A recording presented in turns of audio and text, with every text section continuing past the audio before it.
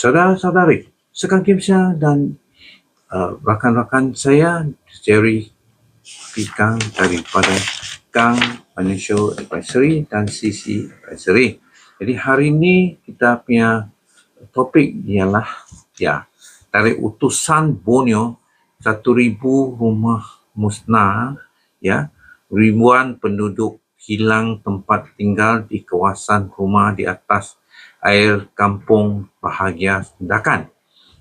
Jadi ini adalah topik. Jadi Sandakan kira-kira 1,000 rumah atas air musnah dalam kebakaran besar di kampung bahagia di sini awal pagi semalam. Jadi dalam kejadian kira-kira 1:30 pagi, kebakaran menyebabkan ribuan penduduk hilang tempat tinggal selepas penempatan tidak kekal berkenaan terbakar sepenuhnya. Jadi Ketua John 6 Sandakan Jambatan Bomba dan Penyelamat Malaysia, Sabah Jaspri Jel berkata pasukan bomba mengambil masa hampir 11 jam untuk memadamkan kebakaran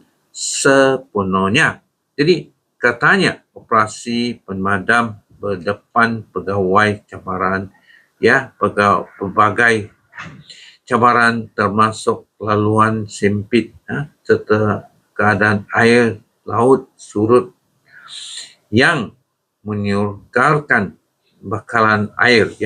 Jadi struktur rumah pun satu rapat, selain angin kencang menyebabkan merebak dengan cepat. Jadi begini. Jadi menurutnya pasukan bomba menjalankan operasi secara ofensif dan defensif bahagian kiri serta kanan kawasan kebakaran menggunakan tempat air sepanjang 1,000 kaki dengan 12 pancuran. Jadi kebakaran berjaya dikawal kira-kira 8:43 pagi sebelum operasi ditamatkan semuanya pada jam 12 tengah hari. Jadi selepas kerja-kerja overhaul selesai. Jadi sampai sinilah. Coba kita tinjau. Tengok macam mana kerajaan negeri Sabah diketuai oleh Ketua Menteri Sabah, Datuk Haji Nur, akan tampil ke hadapan dan tengok macam mana dia berikan bantuan. Jadi sampai sinilah. Sila Jerry mengulas semuanya tentang bantuan diberikan oleh Ketua Menteri Sabah. Ketua Menteri Sabah Malaysia, Datuk Seri Pengarah Haji Jinor telah melawat lokasi kebakaran di Kampung Bahagia Sepatu Satu Sabah dengan bantuan RM2,000 setiap keluarga. Datuk Ketua Menteri Sabah Tun Padang melawat setiap mangsa-mangsa kebakaran. Bantuan tersebut terdiri dari RM1,000 sumbangan dari kerajaan negara, RM1,000 dari Yayasan Perdagangan Sabah.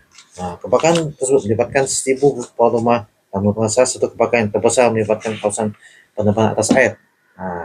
Dari segi perancang kewangan, Datuk Ketua Menteri Sabah memberi RM2,000 demi untuk meringankan beban dan boleh memulihkan psikologi trauma setiap mangsa kebakaran. Kementerian Kesihatan Malaysia juga menggerakkan pasukan kesihatan lain untuk memandu mangsa kebakaran disanakan. Fokusnya adalah memberi sokongan dan kaunseling untuk mengatasi trauma setiap mangsa kebakaran. Dari sini setakat ini saya sebenarnya apa yang saya sampaikan. Terima kasih.